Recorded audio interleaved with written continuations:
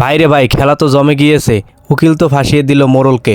এইদিকে মাস্টারে ভাবনা হলো যে মোড়লের বাড়ি বিদেশ থেকে আসা লোকটি খুন করেছে রহিম মিয়াকে। এইদিকে সোহাগ এবং সুরুজ দুইজনকে দোষে জেলের ভিতরে মারামারি শুরু করে দিয়েছে।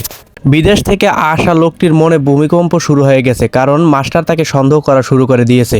আর এই বিষয়ে যদি সবাই জানতে পারে, তাহলে বিদেশ থেকে আসা লোকটি অনেক অসুবিধায় পড়বে। হ্যালো গাইস, আসসালামু আলাইকুম। ধনী গরিবের লড়াই এই নাটকটি প্রতিনিয়ত আপডেট পেতে আমার এই চ্যানেলটি সাবস্ক্রাইব করুন এবং বেল আইকন বাটনটি চালু করে রাখুন। ধন্যবাদ। এইদিকে উকিলের ধারণা যে সে এই কেসে মোড়লকে ফাঁসিয়ে দিয়ে সে জয়যুক্ত হবে। মোড়লের সাথে বিদেশি লোকটার কথা থেকে বোঝা যায় যে এই খুনটি তাকে দিয়েই হয়েছে।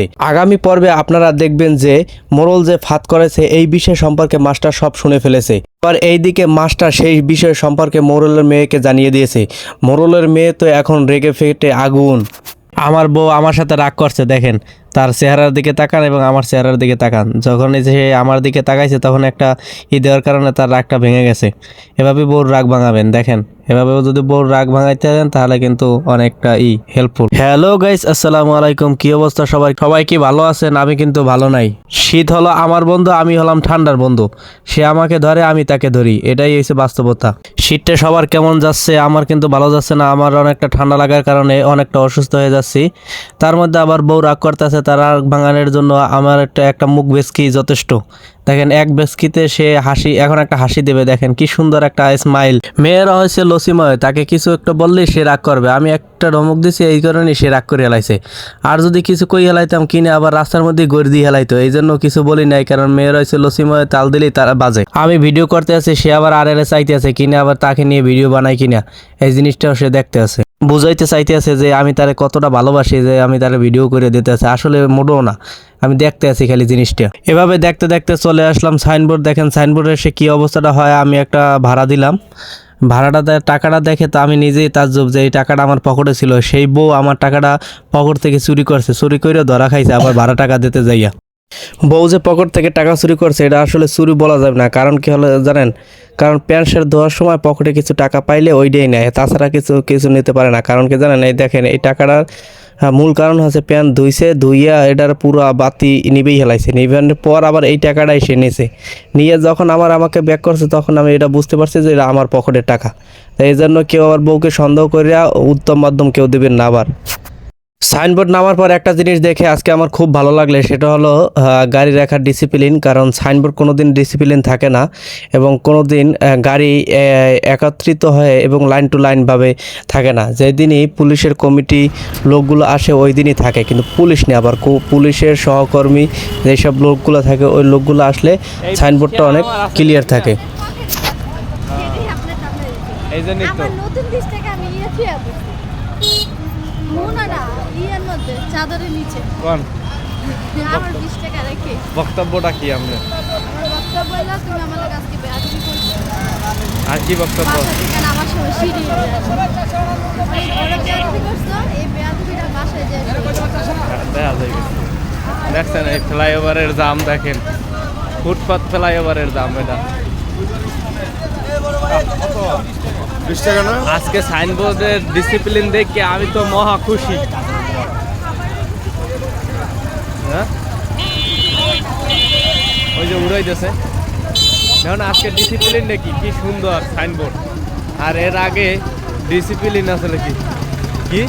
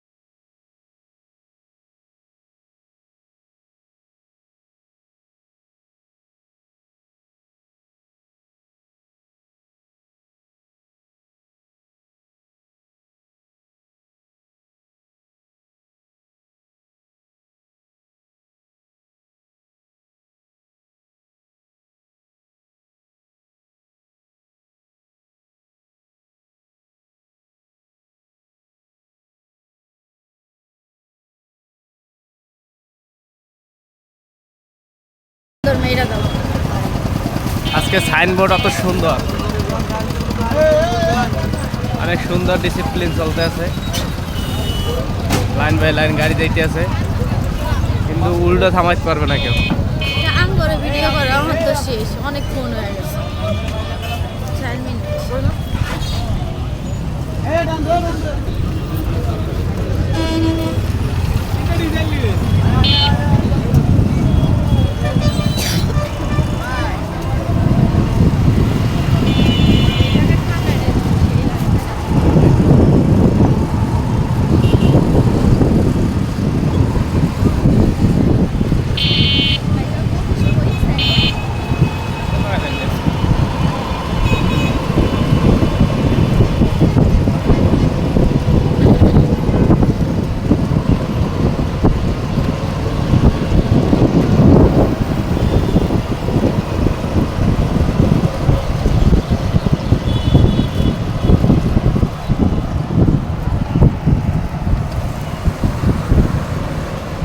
আমরা পাংখা হয়ে যাচ্ছি, পাংখা।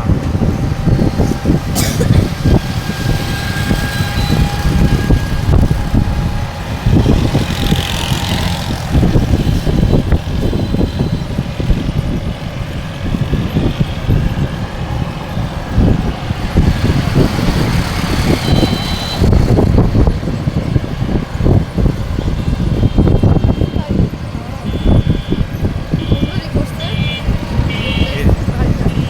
এটা পুরাই দিছিল।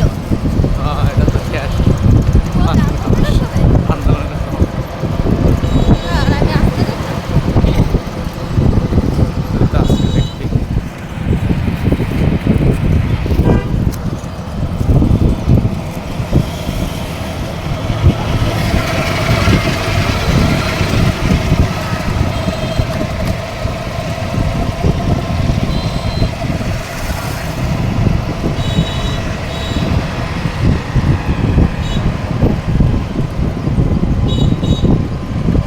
এরকম একটা গাড়ি কিনতে হবে, ঠিক না?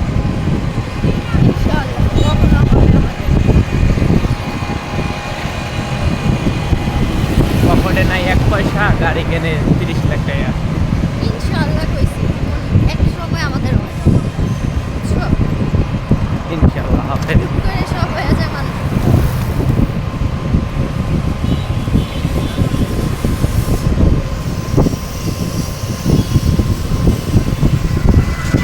পিছনের দিকে ফিরে না তাকানো। বুঝছো? যতবার ওরা সামনের দিকে তাকায়, পিছনের দিকে তাকানো আর পিছনে যা গেছে গেছে।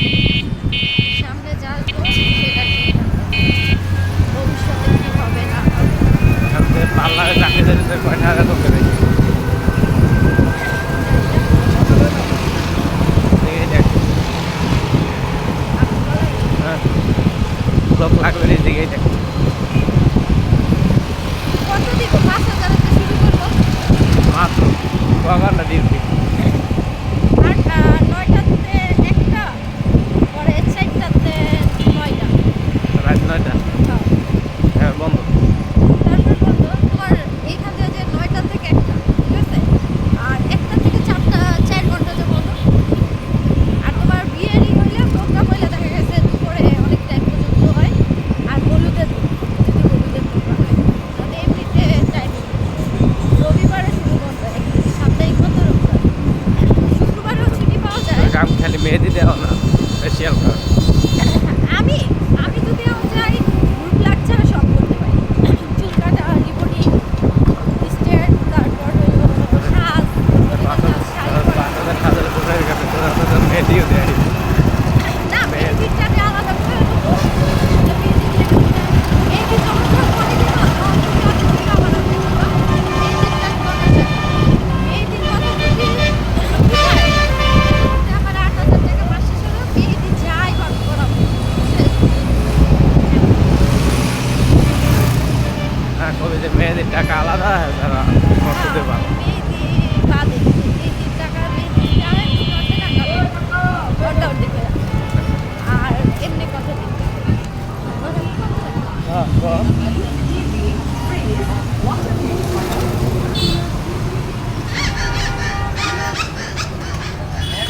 এখন 20 টাকা দেন।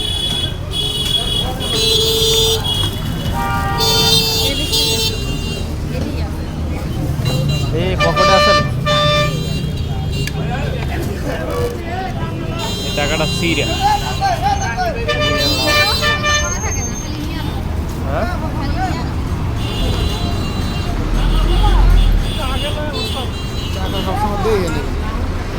এটা অটোওয়ালারা দিছে পকেট খালি খালি লাগতেছে কা বুঝি मोबाइल तेरा फोन ही खेलने का, दोनों मोबाइल आपने।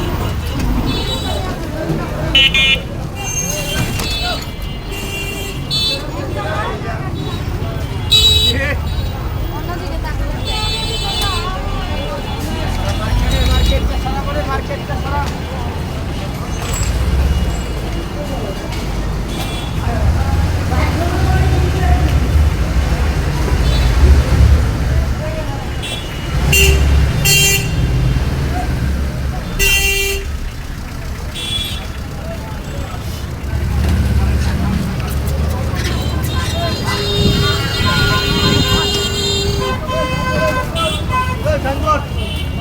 ও হেদি এবার আইস ক্যানেল পাস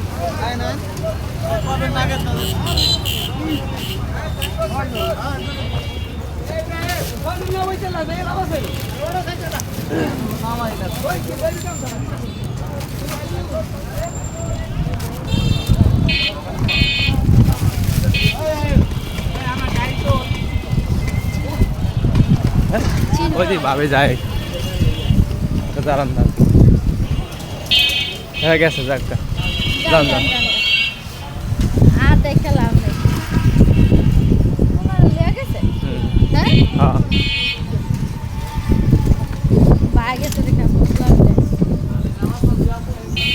আর একটু আগে ইলেকশন আপনাকে দেওয়া হয়ে যেত না, আমরা নাম তো করা হয়েছে।